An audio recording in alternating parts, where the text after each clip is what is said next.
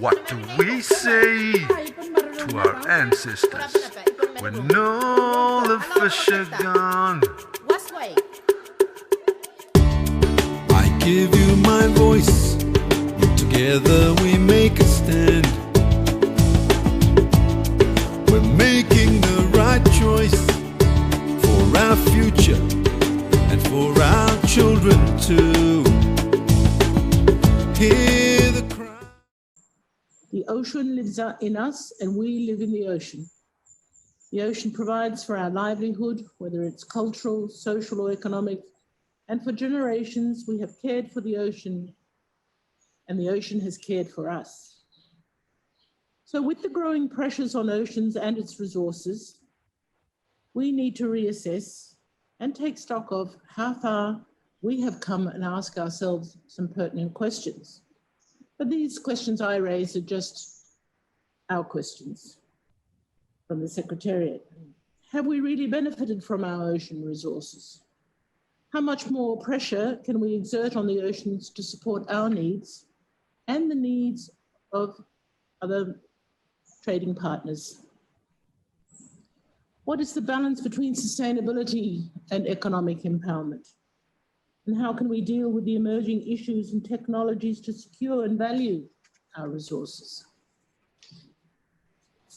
So the Pacific Island Forum leaders in 2015 identified fisheries as one of the regional priorities under the framework for Pacific regionalism. Since then, our leaders have consistently recognized the importance of an increasing economic returns and the sustainable management of fisheries. This webinar provides an opportunity where we can discuss some of the successes, challenges and opportunities that the region can learn from. Can we capitalize the transformation of this region into a globally competitive hub that is sustainable, equitable and inclusive for our people? Or does that question in itself raise a contradiction? I don't know, but this is what the panelists will be debating. We are fortunate to have here with us today 4 esteemed individuals who bring a wealth of information from their experiences in different areas of fisheries in the Pacific. Let me welcome the Director General of the Pacific Island Forum Fisheries Agency, Dr. Manu Tuporu-Sen, who has researched and worked for over 20 years in the area of fisheries, including over a decade as the head of FFA Legal Services. FFA has been the leading agency in the region in the sustainable management of our shared tuna resources and will continue to play a key role in the fisheries sector. We also have with us the former CEO of the Office of the Parties to the Nauru Agreement, Dr. Transform Aqorau, who led one of the transformational initiatives in the Pacific fisheries, which resulted in the achievement of increased economic returns from US $60 million in 2010 to $500 million in 2019. The creation of the PNA has been one of the most innovative and transformative initiatives in the Pacific. On the investment side, we have Dr. Gus Natividad, who is the president of the Frabel PNG Limited, a tuna processing company and exporter. He brings his experience in investment in the Pacific tuna, in which we look forward to learning about the opportunities and challenges in investment in this high-risk sector. And then we have Ms. Shonali Katofono, a marine scientist and co-founder of Traceable Solutions, or is it Traceable Solutions? I apologize, who has led innovative projects and digitization efforts in the Pacific agriculture and fishery sectors with a focus on digital traceability of products from the Pacific. I wish you well in your discussions and I look forward to a very fruitful session with different points of view to direct us for the future. And let me just say, the future of the Blue Pacific is in our hands. Thank you. Thank you, Dame Magdala, for those opening remarks. We will now go into the opening statements of our four members of the panel. You've all been introduced to all of them. Joining us from Honiara is Dr. Transform Aqorau, and from Auckland is Dr. Manu Matawai Tupo Rosen, the Director General of Pacific Island Forum Secretariat, Pacific Island Forum Fisheries Agency, based in Honiara, Solomon Islands. And from Port Moresby, we have Mr. Gus Natividad, who's the President of Frabel Papua New Guinea Limited, and of course, Ms. Sonali Katafono, the co-founder and coordinator of Traceable Solutions Pty Limited, joining us here in Suva. Dr. Transform, welcome. We will now have your opening statements for 3 minutes. Inaka. Thank you, Facilitator Bula Binaka, and good morning to Dane Meg. Thank you for your kind words. Malo Elele, Dr. Manu, and good morning. Mabuhay to you, Gus, and Talofa, Lava, Sean, and good morning to all of you listeners out there.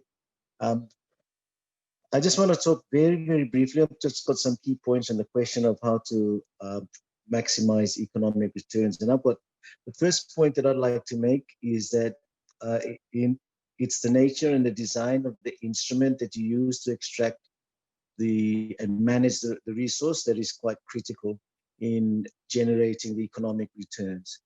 And so the experience that we've been able to learn is that creating scarcity through applying limits in the fishery adds value. And as we know, scarce resources actually increase the value of those resources. And so in managing our tuna resources, I think it behoves us to ensure that we manage the resource by applying limits. And that's quite important.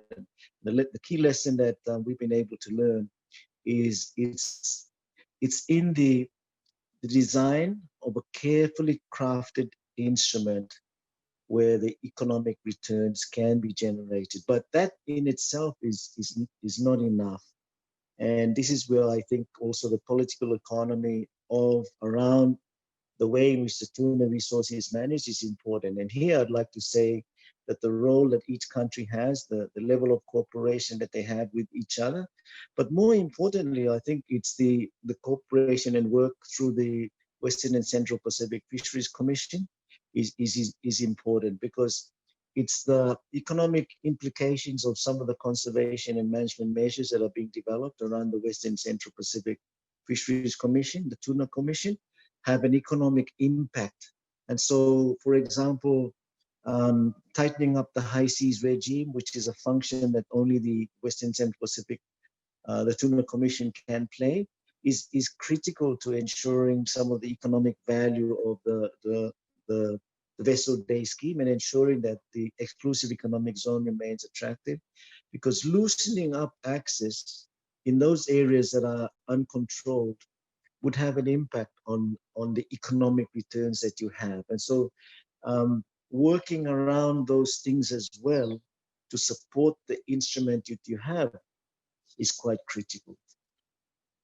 There's also, I think, an important fact that we need to also take into consideration. That is that this is a global industry. It's a fishery, and where the Western and Central Pacific tuna fisheries might be the largest, but it's not the only ocean in the world that's supplying the global tuna market. And so there's a certain level of elasticity and demand that influences demand and influences supply. And those factors are important. So understanding what happens in other oceans is also important in looking at the supply and also looking at the demand. And so, you know, for us in the Western and Central Pacific, we have to ensure that our stocks remain healthy. And if the stocks in the other oceans are unhealthy, then, you know, supply from those oceans might go down. Then, you know, that would ensure that demand from the Western Central Pacific remains high. And that's what we are able to manipulate and control. But we have no control over, you know, what happens in the other oceans. So poor fishing conditions in the other oceans and good fishing conditions here could have an economic impact. So there are certain externalities that influence the economics of the fisheries and can influence the percentage returns that we get from the fisheries. So understanding all of those factors is important as well. But at the same time, I think, you know, the more restrictive, it is a very mobile fishery as well. And so you tend to find vessels move generally between the east and the west. And so imposing more restrictive measures in the west will send the fishing boats to the east and so on. And so we have to be mindful of that as well, in that when we take more economic conservation measures to drive up the economics, that we're not chasing the few boats that are still here away from us. And so, you know, those are important factors to understand when we're looking at the economics and looking at how we can increase and maximize the returns. But more importantly, I think, is understanding the markets. As I said, this is a global industry, and understanding the markets and the way in which the retailers and the major brands are behaving is important, because they also drive up and influence the demand. And so we need to be also mindful that if we price the cost of access too high and make the cost of production too high, then the demand for canned tuna product at the retail end might go down. Because remember that we also competing with other food like pork and chicken with the consumers. And so all these factors are important factors to take into account when looking at the economic returns. But the key lesson that we've learned, and the key message that I'd like to be able to share, that we've been able to I think impart, is creating scarcity is important, maintaining the hard limits is important, and I think continuing to work around the peripheries. Like what I call the peripheries, ensuring that the political economy around the management of the tuna, working through the Tuna Commission to get conservation and management measures that indirectly have an economic impact, a positive economic impact on access to the fishing is important. So that's my, very briefly, my overview of the fishery in terms of this particular question, and I'll be more than happy to contribute to the discussion that will follow on. Vinaka, Samisoni. Thank you, Dr. Transform Aqorau. Of course, he's the CEO of iTuna Intel and the founding director of Pacific Catalyst. Setting the scene there for us, a lot of interesting trends and information that, of course, as he had mentioned, we can discuss in our question and answer session later. Now we'll welcome Dr. Manu Matawai Tupo-Rosen, who's the first woman Director General of the Pacific Island Forum Fisheries Agency. Naka, Dr. Manu.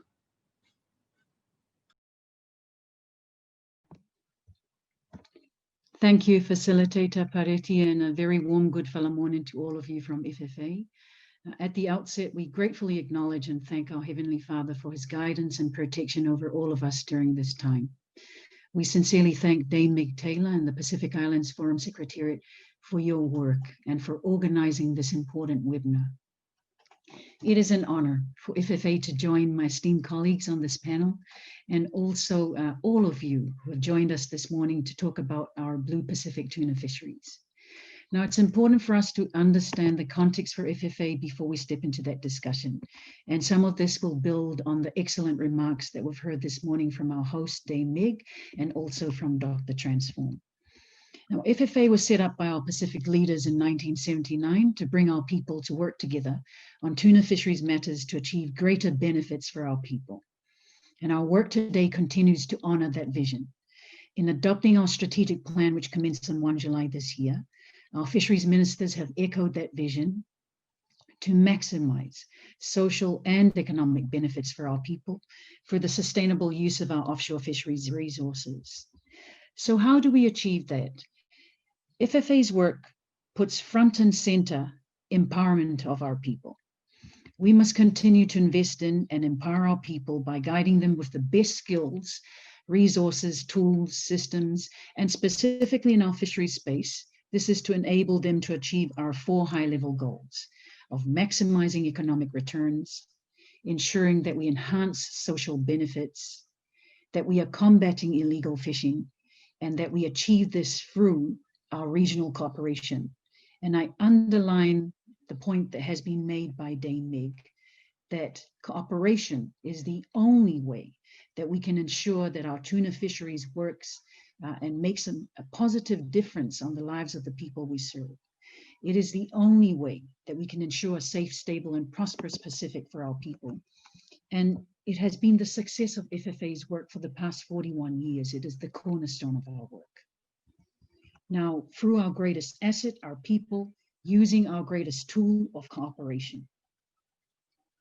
Our 17 FFA members' waters comprises more than 20% of the world's exclusive economic zones. And so we have that vast jurisdiction within which is over 30 million square kilometers, within which we have the authority to manage and develop our tuna fisheries. From a biological perspective, all stocks, the 4 major tuna stocks, are biologically healthy. All stocks are in the green. In terms of the fishery itself, Dr. Transform referred to our fishery correctly as the largest tuna fishery in the world. Last year recorded the highest catch ever in the Western Central Pacific Ocean of about 3 million metric tons, which contributes over half of the global tuna's catch. And from our FFA members' waters specifically, it's about a third of the global tuna catch, which equates to around $3 billion US. And we underline here the theme for our webinar on maximizing economic returns. Important to recognize that in terms of government revenue from access fees and license fees, our country has generated over $550 million US. In terms of employment, there's over 23,000 people employed in the tuna fishery sector, and this continues to trend upwards. Importantly as well are the social aspects to our work, and front of that is food security. So continuing to look at ways, Dr. Transform referred to climate change and the predictions from our science that tells us that there will be an eastward shift of the tuna stocks. So it will be impacted in terms of abundance and distribution. And the work to address that, to ensure that that tuna fisheries resources continues to supplement local food security needs, as we also recognize, not just with climate change, but the increased pressure on our coastal fisheries resources. Now, the successes of the fishery, there's a lot that's been said this morning from what Dame Meg had said on the US Tuna Treaty, and also specifically for the percent fishery, and the excellent work that's been done by the PNA in establishing success and control over the percent fishery and the returns from that fishery, and which is in excess of 20% of the landed value of the catch, which is an extremely good return, and it's been a stunning success. But notwithstanding that, we recognize there are challenges. I'll mention some here, but given the limits of time, happy to delve into these more in the discussion. There is, with the success of the percent fishery, looking at the longline fishery and the improved management that's needed in there to address the underperformance in this fishery, which was called for also by our leaders a few years ago. There's also the challenge, as I've mentioned, on combating illegal fishing, an ongoing, not just regional challenge, but also a global challenge. There are the COVID impacts that we are all faced with today, and there are some very specific impacts on the tuna fisheries, in particular the longline fishery. But not forgetting that whilst we are faced by that immediate challenge, we have the ongoing challenge of climate change. And I've mentioned this earlier. The social aspects to our fishery, again, challenges. I've mentioned food security, but not forgetting the human elements to our work. the work to address modern slavery in the fishery sector, the work to ensure observer safety on fishing vessels. So there's also the responses to these challenges, which are very important, and not work that FFA does alone. We say this all the time. We can only achieve this work with our partners, such as the PNA Office, the Pacific Island Forum Secretariat, the SPC, and so forth. And so we're not complacent, even though the stocks are biologically healthy. What a quantification study on IUU fishing has told us is that around $152 million is lost from our members through illegal fishing. And so the work in that space to address this. If I can just mention very quickly, Pareti, some responses to this, and of course we can go into this further. In terms of improving the management of the longline fishery, it's just so important that, as Dr. Transholm had already underlined, that we put in limits in zone that we can then take to the Tuna Commission to ensure that limits are placed on the high seas just outside of our zones. There is no point in our countries constraining their own levels of fishing, longline fishing within their zones, if it just pushes out vessels onto the high seas where there are no limits. So that work goes in tandem, and that's something that our members continue to work on, including through the implementation of the regional longline strategy that's been just adopted by our ministers, and finding ways to continue to value add to that fishery. I'll mention just very briefly another response to those challenges, and that's to do with IUU fishing. At the moment, with the COVID impacts, suspending our observer program for the health and safety of our observers, but not forgetting that our membership have built a suite of monitoring, control, surveillance tools over the last 41 years that can be called to bear. In terms of climate change, the work with our partners to ensure that we understand the science and that we can adapt it. It will inform how we adapt our fisheries management responses and to ensure that we are forward-looking and future-proofing our fisheries and the associated benefits. And then I'll just end very quickly on social aspects. There's work ongoing to ensure that we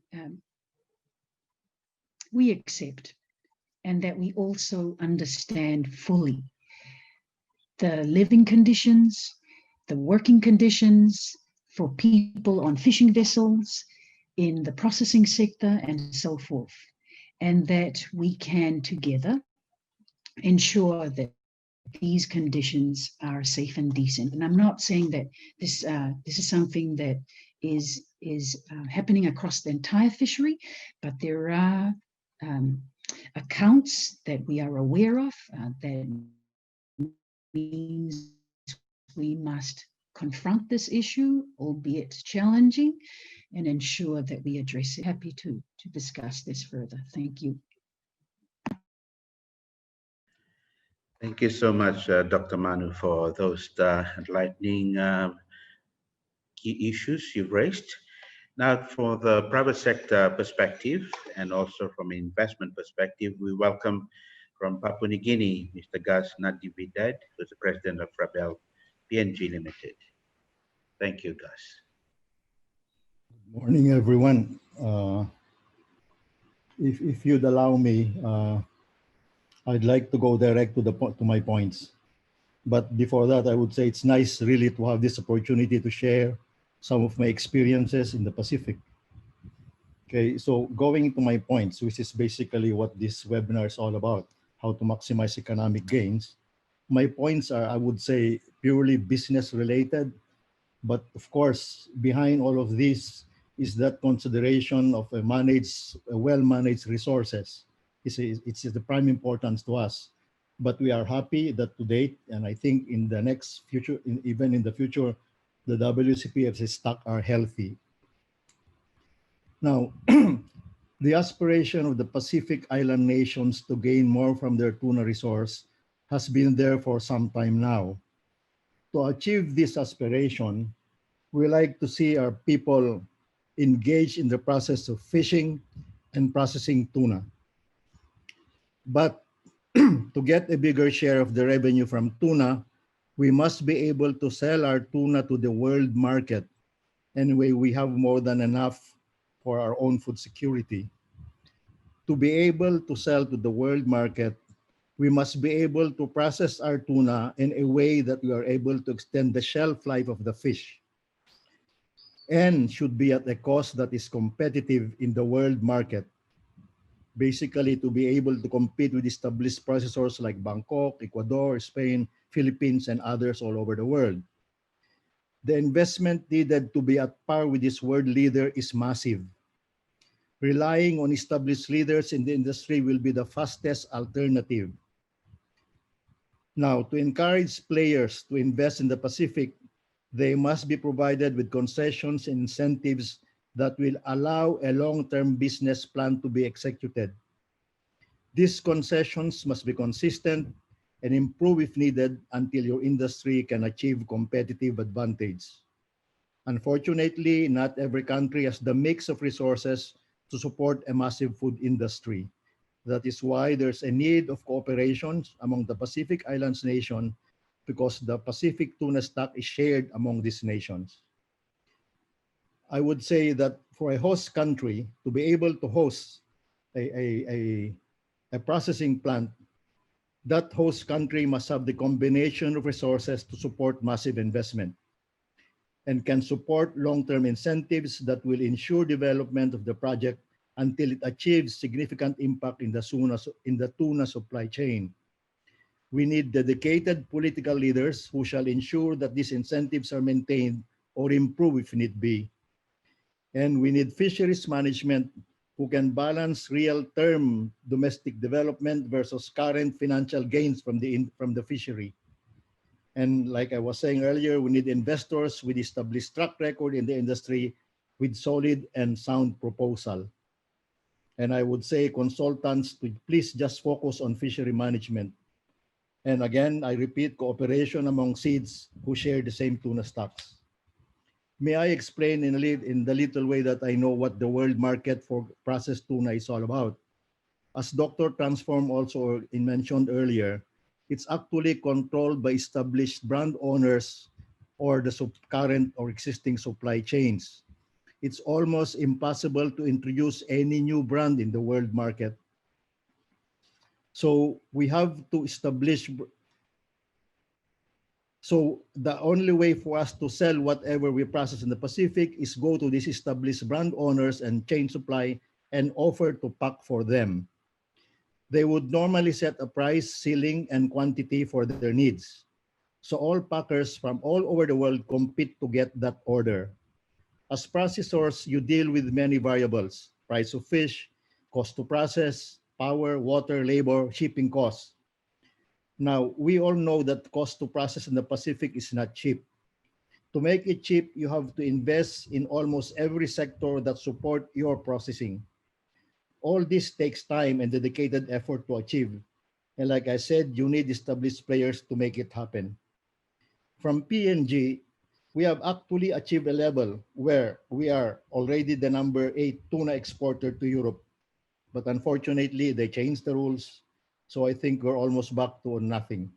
But we're still moving on. So later on, if I sounded like I'm frustrated, I hope you don't mind. But we are surviving in PNG.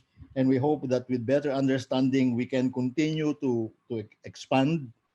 But unfortunately, the stigma that was created to the investors, among investors in the Pacific, has been quite bad. It will take time to recover, and it will take time to attract more investments in the Pacific. With that, as an introduction, I hope I'll be able to trigger questions so that I can respond to them. And thank you so much. Thank you, Gus, for that interesting insight into how the private sector and investor operates in the fisheries industry in the Pacific. Now let's go to something different, but still on fishery, looking at technology and how technology can be used in the management of our fisheries.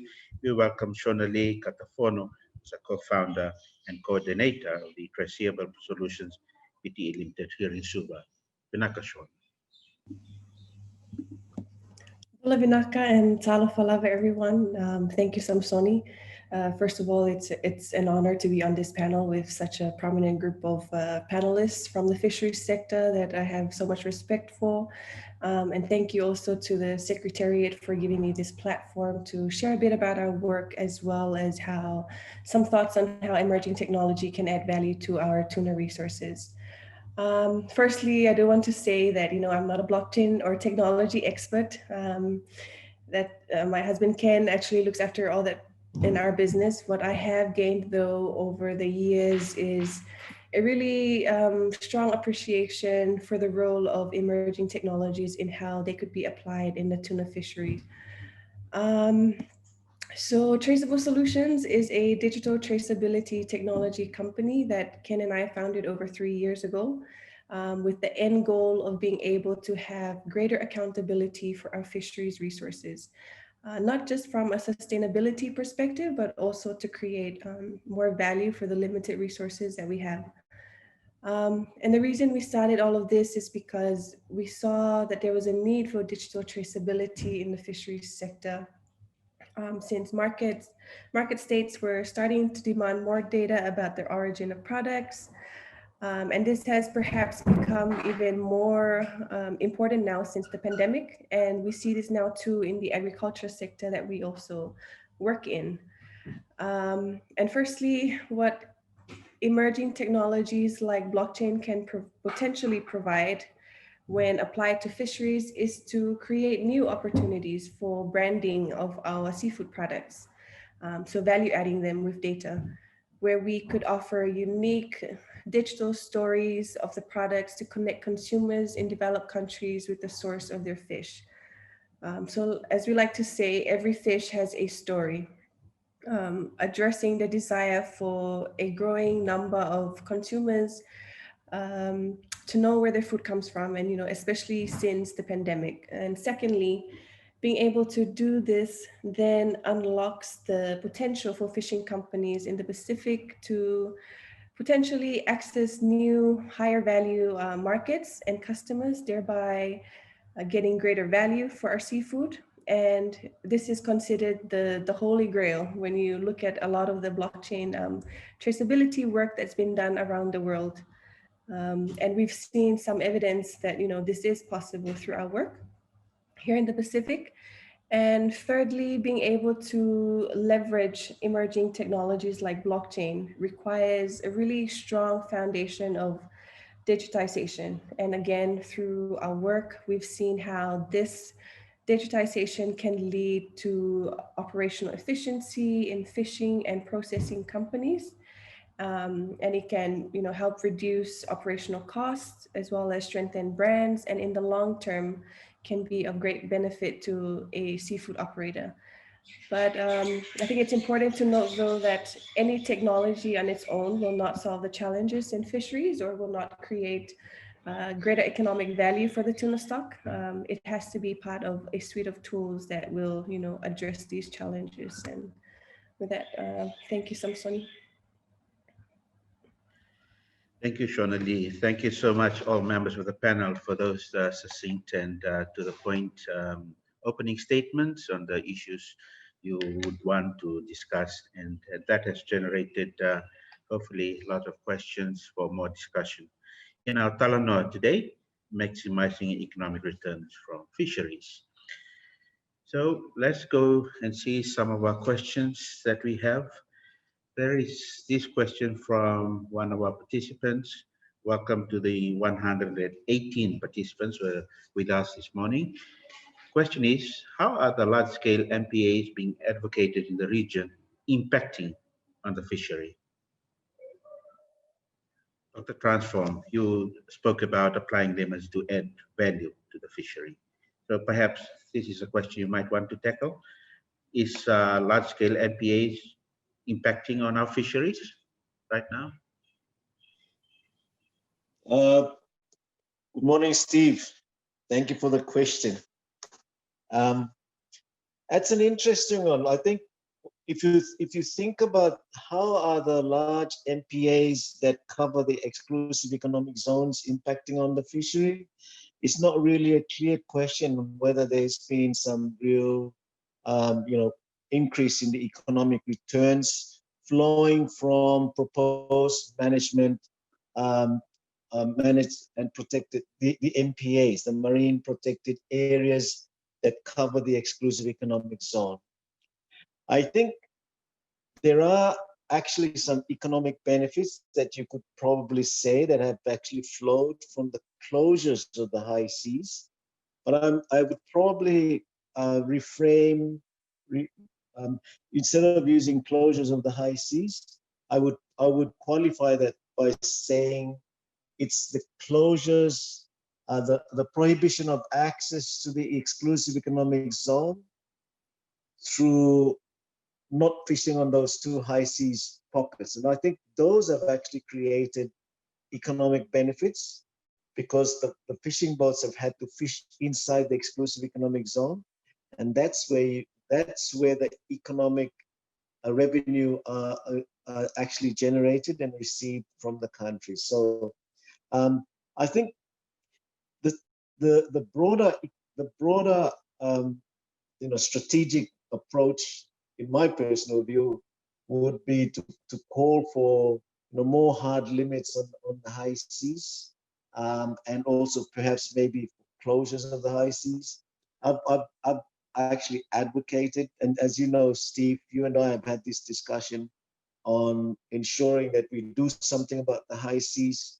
And in actual fact, my personal view is that we should close off the high seas and then call on the international community for us to be the major tuna producers and processors for the global tuna supply market. I mean, I know it might be just a dream, but I think having that as a vision would actually make the exclusive economic zones far more economically valuable. So yeah, that was my thought. And thanks for the questions, Steve. Dr. Manu, would you have anything else to add to the question?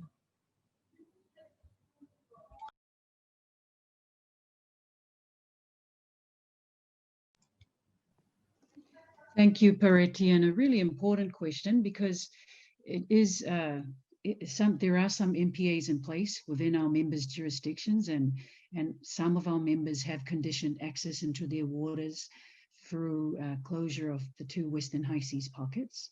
And so with the question as to whether there's an effective way to manage our fisheries, at FFA, our view is along those lines that Dr. Transform has underlined, that we need to focus on the hard limits that need to be put in place to manage the fisheries. And also, it's a partnership, not just FFA members alone, because it's a highly migratory stock, and closures are matters for discussion between partners and something that we cannot do unilaterally. Thank you.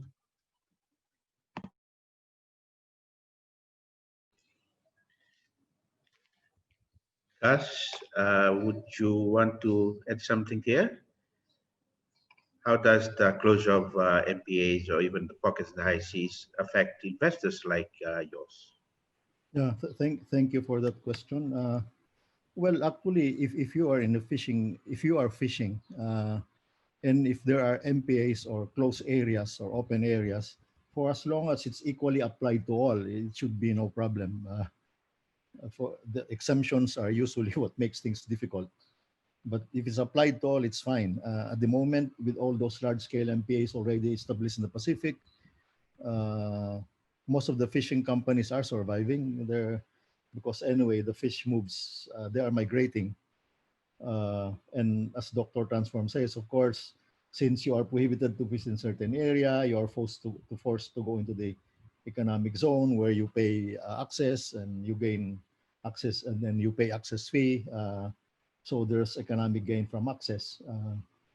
But again, I'm talking about the need to cooperate for the whole Pacific to come out with a massive processing facility supported by fish from every country, so that they can impact the supply chain in the world. So It's not a case of closing or opening. It's a case of, are you managing your stocks well? Are the stocks healthy? And for as long as they're healthy, let's go and tap them so that we can process them for the world. It's sharing what we have, and in the process, we gain more from our resource. Thank you. Thank you, Gus. You're listening to webinar number 4 of the Pacific Islands Forum Blue Pacific Talanoa series, and we're talking fisheries today. Gus, while I still have you, you interestingly mentioned in your opening statement that at one time Papua New Guinea was number 8 in tuna exports to Europe, but then rules were changed, and that is no more. The question is, came through, who changed the rules? Well, the first big investor who processed tuna in PNG is RD. Okay, he is a good friend of mine, still doing well. And I remember the reason for RD coming into the Pacific or investing in the Pacific is because at that time, there was this 205 FFA vessel cap.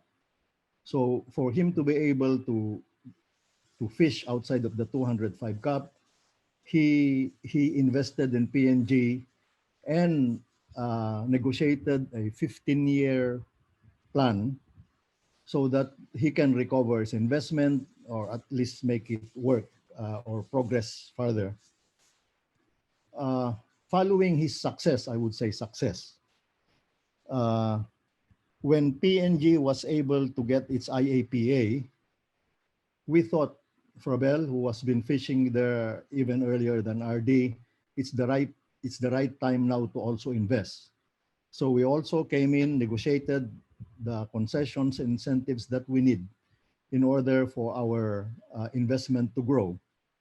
Okay, and when our investment was doing well, Frabel was able to invite the 2 major tuna processors in the world, Century Pacific, based in the Philippines, and the Bangkok-based the Bangkok-based processor, and they invested in Majestic. Likewise, immediately another company, number 1, also established in the Pacific, and 2 more were in line. But it was during this time that the VDS concept came about, and really we have to congratulate Dr. Transform for having initiated so that the access fee in the Pacific became a major component of fishing and became a major revenue for the Pacific. Now, PNG, realizing that the concessions given to us sounded cheap when this VDS fee came about, decided to impose the same fee on its own fleet. So whatever concessions we had were totally lost and gone. So along the way, despite our state agreement, we tried to negotiate. What concessions they gave us were now called VDS, or access discounts. Okay, and of course they gave us rebate in return for what we lost. But let me tell you an analogy on what the rebate is, and compared to the access that the state agreement that we had. Rebate is like paying your piece worker a bonus, a few cents for every piece that he's able to process, because that's where the rebate is based. If you're able to process more, they pay you more, depending on the amount of what you process. It's like paying a piece worker, like I said. But to be able to develop your own industry, you don't go and talk with a piece worker. You talk with the business people. You ask them to submit their plans. If you are convinced it's a good plan, then support it until it achieves an impact in the tuna supply chain. If you're not able to do that, then you go back to just having access fee or VDS fee as your revenue, And whatever added value that you hope to gain from your resource, which is more than enough for you anyway, which you need to share to the world, is all gone because this all needs planning. It's not a piecework industry. It's a plan that you have to make and prepare so that you can penetrate the market where established players are already in. And I know that there are many players who come in and offer this and that in the Pacific, but look at their background, because if they're not really an existing established player, it's difficult to deal with them because in the end they might just want some access. But anyway, Thank you. so all of these things. Thank you. Yes, thank you, Gus. Thank you. And thank you to the participants. Questions are just flowing in. So very quickly, maybe to this question directed to FFA DG, Dr. Tupo, and maybe other panelists. Strength through cooperation is a principle. Can FFA explain how this can be harnessed within the region, amongst ourselves, to purposely maximize returns rather than looking outside?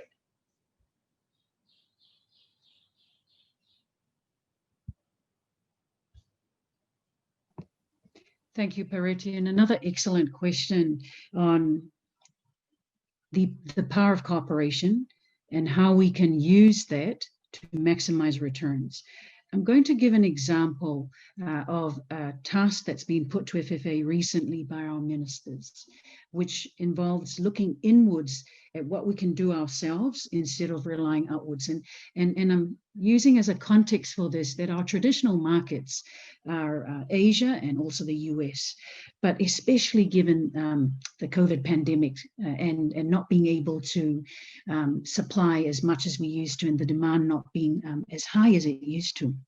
It's produced this innovative thinking. The COVID pandemic has been a catalyst for change. And in this way, for this specific case, we're tasked to look at the comparative advantages of our members and see how we can export to markets within the region, and also how employment opportunities can be presented for nationals of FFA member countries, the country that acted as a regional processing hub, how that could be used to be mutually beneficial to other participants in the fishery, that there are some countries who do not have the resources or infrastructure to be a hub themselves, but could provide raw supply to that processing hub, and finding those ways where it would be mutually beneficial for both the hub country and the supply country.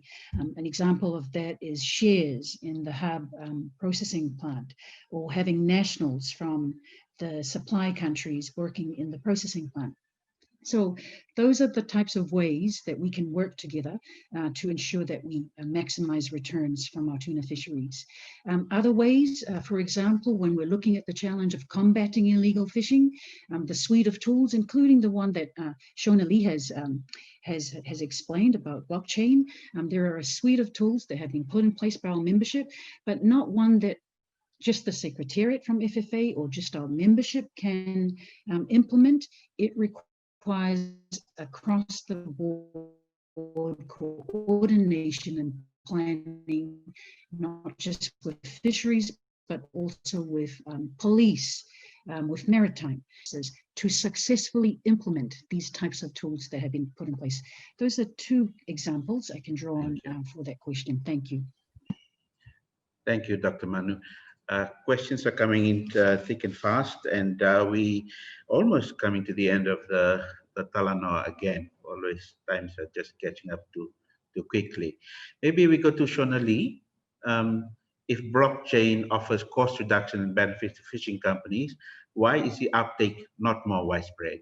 What are the barriers to implementing more blockchain technology in fisheries? How does this technology helping find other niche opportunities?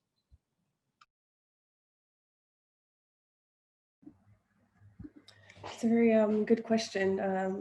I think largely because it is still a technology that is evolving. Blockchain has been around for a little over a decade, but only in the last few years that we have seen applications of it in different industries, including supply chains. So it takes time to evolve and realize the value of the tech.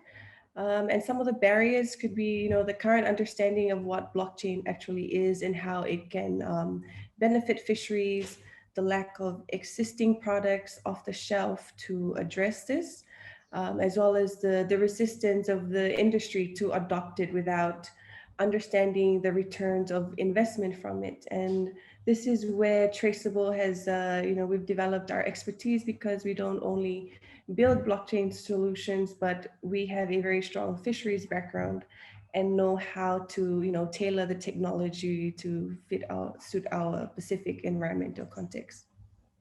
Thank you, Shona. Perhaps this question for Dr. Manu and Dr. T to transform. Please explain briefly why our share of economic returns from the global value of tuna remains low trend, and why we are yet to maximize returns at least over 50% of total value.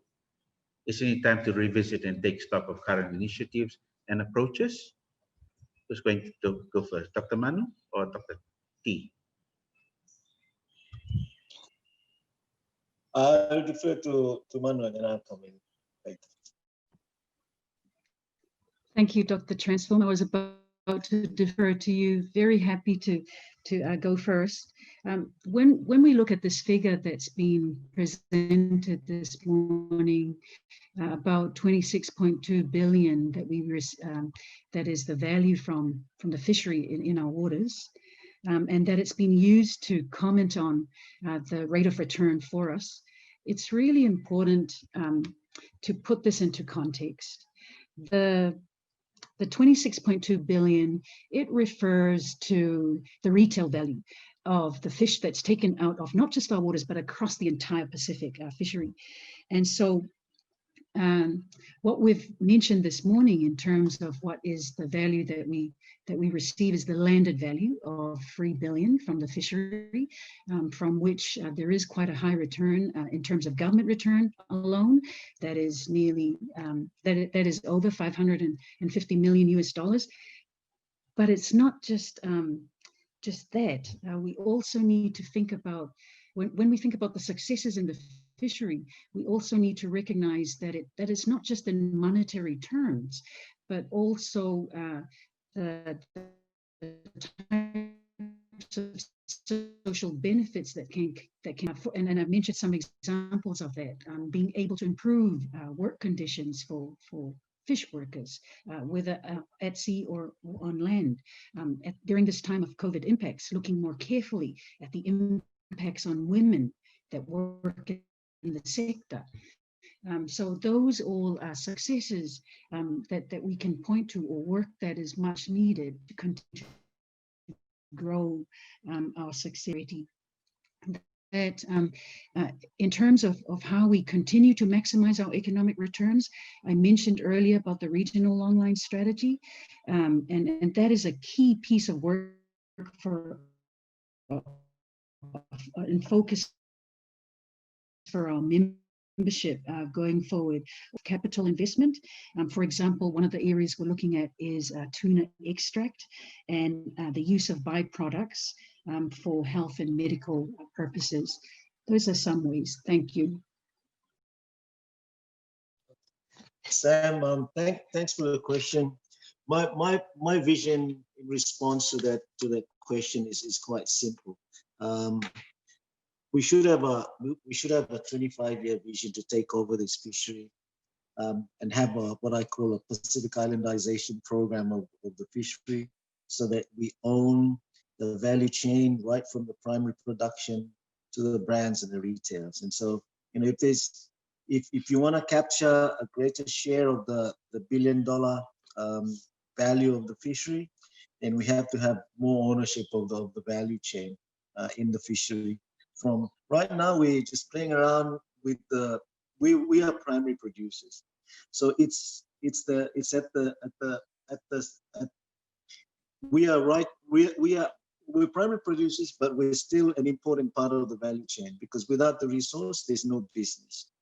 But the business of this fishery is not just in the catching. The business, the whole benefits that flow from the fish flows right through to the retailers. So I think the forum leaders have been looking for ways, but there could be a very important political statement to be made by forum leaders to have a program, a 25-year program to look at totally replacing. And I know this is controversial and probably highly unlikely, but unless we take full ownership of the fishery, then we will still be just benefiting from particular components of the value chain.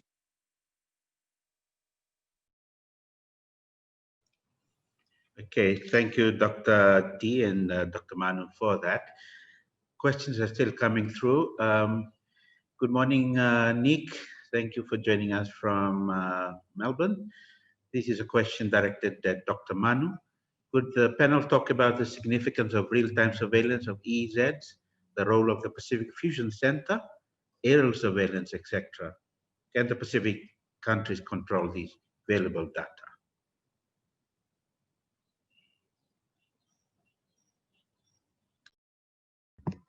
Pareti, I'm sorry, I didn't catch the point on data. I heard you say Pacific Fusion Center and aerial surveillance. If you could kindly repeat the question.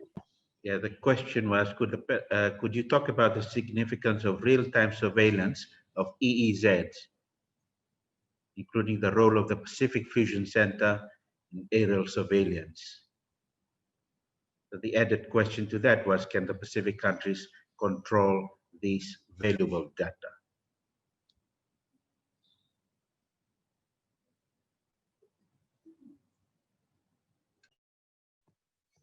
Thank you, Pareti, and really welcome the questions. Another excellent one. Thank you, Nick.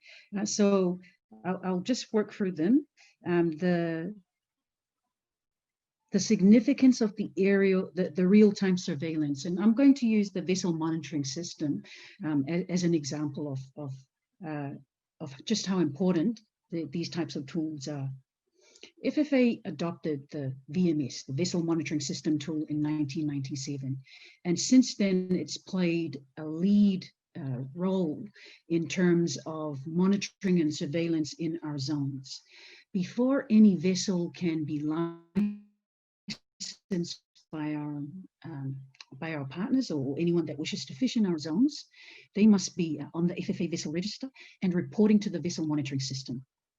So that's really helped with ensuring that vessels in our waters are being observed actively. And this system is mapped out at the FFA onto a regional surveillance picture on which we put other data, which can inform intelligence about vessels and people that are operating in our region. And also, it's not just at the FFA, but importantly at member level, that they can also see this picture and see vessels that come into their waters through the VMS. So the real-time data is really important so that you can respond accordingly when needed. You asked also, Nick, about the role of the Pacific Fusion Center and aerial surveillance. And these are aerial surveillance is certainly one of the tools alongside VMS, alongside Observer Program, alongside port samplers, all the suite of tools that come to bear when we tackle IUU fishing. And certainly that is a really important one. It's managed from FFA, generously funded by Australia, the 2 planes to undertake that type of work. The role of the Pacific Fusion Center, the Fusion Center is an important partner for FFA and for our member countries. They have completed 1 year of operation, and they are still unpacking the type of work and opportunities that they provide with our membership. Now, the last point you've made on whether Pacific countries can control this data. Now, we recognize in monitoring, control, and surveillance, data is fundamental, and that through our work at FFA, we collect a lot of data. It is not the Secretariat's data.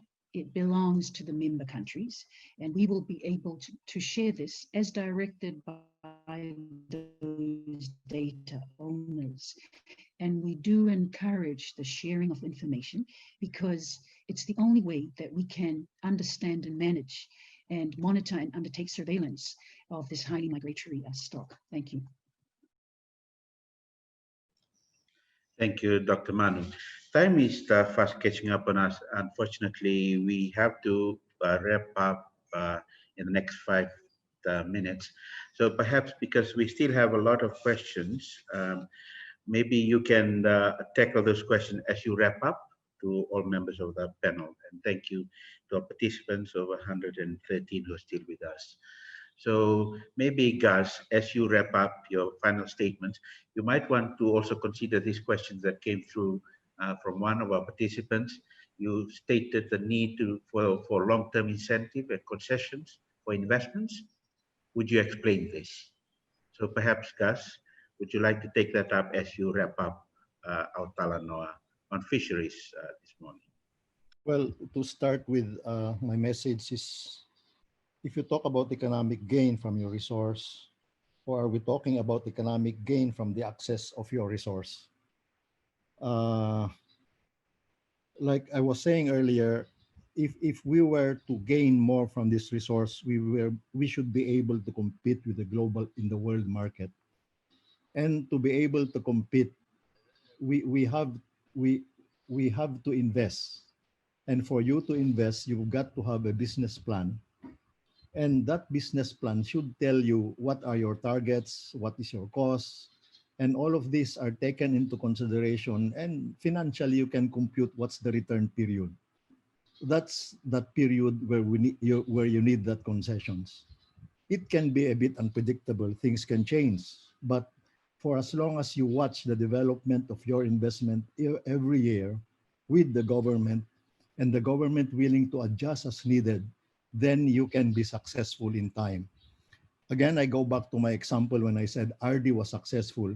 They were able to finish the concession period that they requested in their state agreement, and they're actually benefiting from whatever additional benefit that's being given by the government now. So we've seen them grow, we've seen them really become good. But for others who invested who were not able to finish their development plan and the rules were changed, then also things have changed. Like you see, like I was saying earlier, the market, it's not a situation where if you put up a facility and start processing and exporting tuna, you have an immediate market.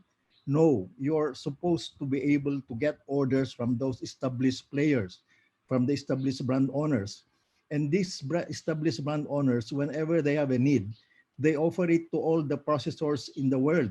And whoever gives them the best price is where they put the order. And to be able to do that, I mean, consider the shipping cost, the labor cost, power cost, water cost, and of course the fish cost. These are all the inputs you need. And unfortunately, these are not cheap in the Pacific. You've got to create the infrastructure to make this happen, and all of this takes time. So with that as my closing statement, I hope you can look into this, because then I know there's a lot of tuna managers like that we're talking with now, and there's a lot of people involved in this fishery. But until you involve your businessmen to really transform this fishery into something that's valuable to the world market, I think the economic gain would still just be from access rather than from the resource. Thank you. Thank you so much, Gus. Thank you. Shonali, as you wrap up, maybe you'll also can take into consideration this question that came in for you. Do you see a role for governments in the implementation of blockchain technology, or is it better for the tuna industry to adopt independently?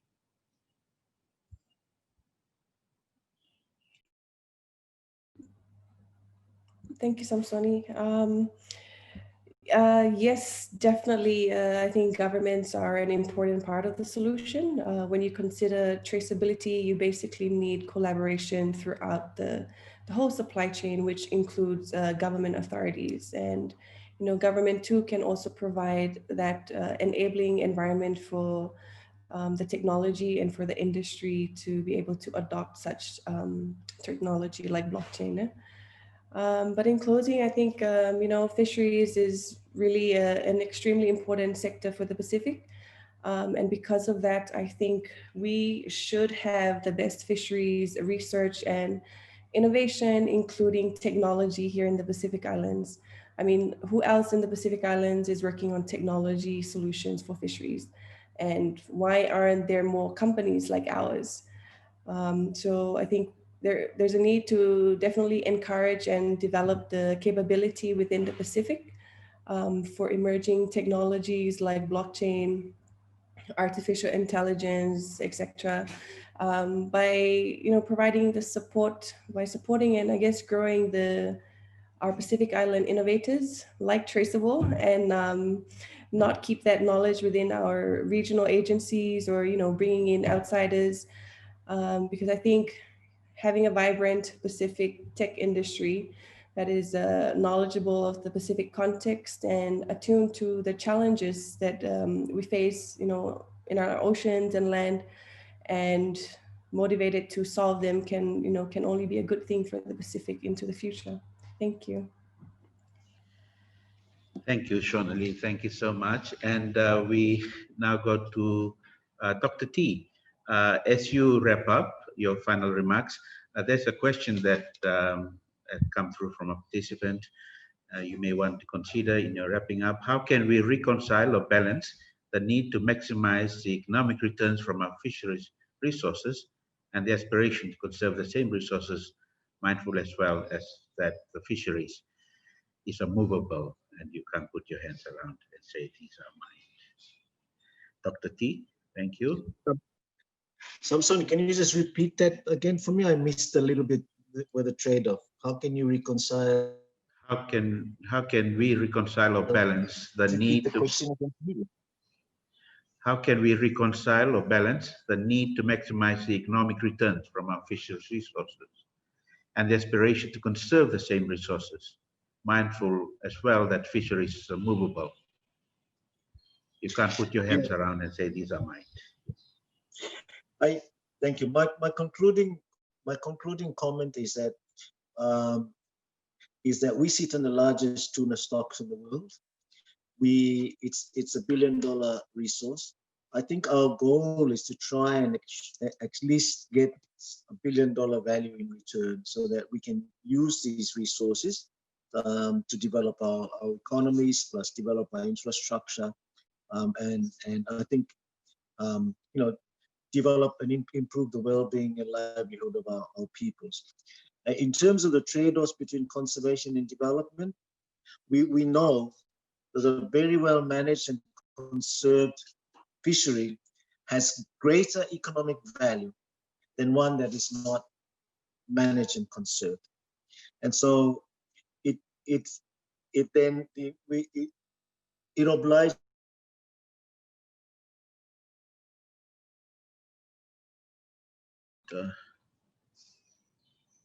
Dr. T, are you still there? Seems we've lost your signal. Us to ensure that maximize economic returns. We have to ensure greater economic returns. Thank you. Apologies for that. Thank you, Dr. Transform. Dr. Manu, there's 3 pending questions that you may want to consider in your wrap-up. One is to do with COVID-19. What will be the future of the fisheries observers because of COVID-19? That's one question that came through for you. And also the question of IUU. Any idea how much is being lost to IUU? What are the barriers to addressing IUU? How is the practice of IUU reacting to the COVID-19 pandemic? And also, given the cause and effect relationship of resource interconnectivity, i.e. deep sea mining, the regional revenues annually from tuna and tuna being highly migratory species, what should this mean for harmonization of regional and national public policy for sustainable use and conservation of resources?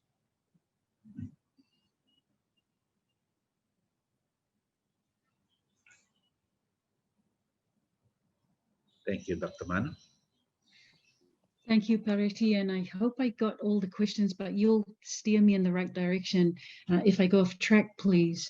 The first one related to COVID-19 and the future of our fisheries observers, and a really important question. I'd mentioned earlier that this program has been suspended at this time for the primary purpose of their health and safety. And so what happens then to them in two respects? How do we sustain their livelihoods, given that there's obviously a loss of income? How do we ensure that we keep these skilled persons and not lose them to other trades during this time? How do we ensure more broadly, stepping away from those immediate concerns, that we continue to enhance their safety? So those are the types of tasks that we're looking at and have been put to us by the membership, and we've just completed a study to look specifically at those.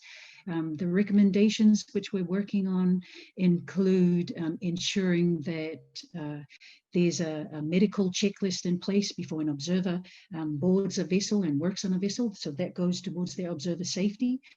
In terms of sustaining their livelihoods, some of the recommendations that we'll act on is making sure that there continues to be training or ways that we can enhance their skills on land. One of the key tools is electronic monitoring, and we've got some members who are leading in this space and actively using their observers to analyze electronic monitoring data, which is basically data from vessels that's been collected through cameras. And given their skills of working on boats, who better than to analyze this type of data? So it's looking for those opportunities where we can continue to retain their skills and services. But also the end goal for our membership is not to just leave them off the vessels. There is an end goal to repatriate them, return them to vessels at the earliest opportunity where it's safe. And as part of ensuring it's safe, our membership have developed with our partners, PNA Office, SPC, and Foreign Affairs Australia, and we've developed some safety protocols on how to, that can be used both on vessels and for those in port that could board vessels or interact with people that come off vessels. So those are some of the types of tasks that are underway for the very important, our very valuable fisheries observers. But I'll end on that question with this note. It is our responsibility to ensure that the conditions for observers are indeed safe. And yes, we want to ensure that they could move quickly back to working on vessels. But at the same time, we must ensure that they are safe and that we are actively putting measures, steps in place to ensure that safety. And I'll be frank, the death of an observer in March tells us we're not doing enough. And this is a task that we must continue to work on, not just from the Secretariat, but closely with the National Observer Programs, closely with industry. And so it's a continued piece of work that is prioritized by our membership. On the question about IUU fishing, I've mentioned a few things on this, so I'll talk very briefly. I think the question was asked about the estimate on IUU fishing. So this is estimated at over 600 million US dollars, but then when we talk specifically about, and that is the landed value, but when we talk specifically about what is the economic loss to our members through that IUU fishing, the value I'd mentioned earlier is just over 150 million US dollars, which is a large amount, and hence this dedicated work at FFA to put in place the robust monitoring, control, surveillance framework. But I'm also going to say this, that we're not complacent although there's quite a range of tools already. We must continue to actively look at new technology, as has been underlined by Shona. The technology for the video cameras, and not just a few countries actively using this, but across our membership, how we implement that. And so our members have adopted a long line policy for electronic monitoring data, and also electronic catch documentation scheme and following through the supply chain. And also port state measures. There's a number of ways and ongoing work to continue to tackle IUU fishing. The last point, and really important one, made about the interconnectivity between the work that's being done in the fisheries space and other spaces that deal with natural resources, such as mining.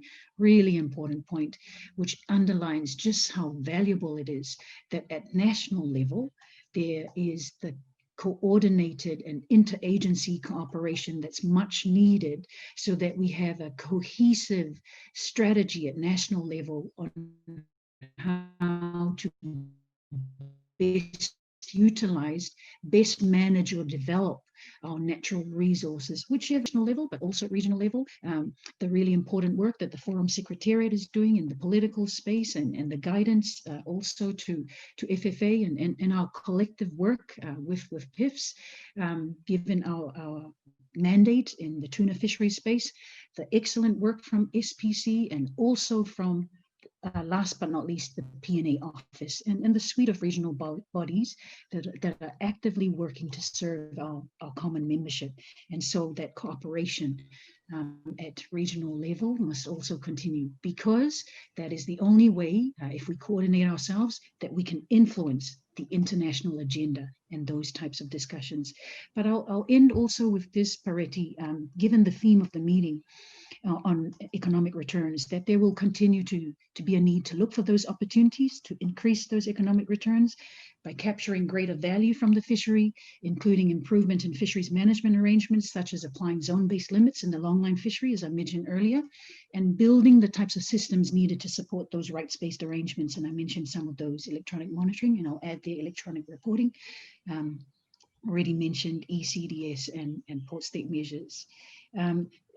Gus also has made the point a few times about ensuring that we invest. I fully agree with him on ensuring that we provide the right investment climate within our countries to attract investment and in the sector, but also at the same time ensuring that the right checks are made, that there's rigorous financial analyses, for example, of joint venture agreements and so forth. And I'll say this as the closing: our fish, our people, our future. Thank you. Thank you so much, Dr. Manu.